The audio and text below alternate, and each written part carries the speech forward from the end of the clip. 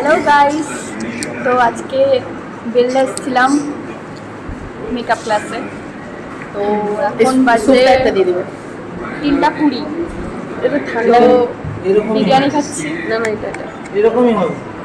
স্যুপটা তো গরম হবে চিকেন মাঞ্চাও স্যুপ তো, না না hot and sour soup chicken hot and sour soup. গরম হবে তো কেমন? দারুণ আমার সাথে এসছে কেমন? দারুণ ভালো কোনটা হবে। দারুণ? সেটা দারুণ না এটা দারুণ? ভিডিওটা দারুণ ভিডিওটা দারুণ। তো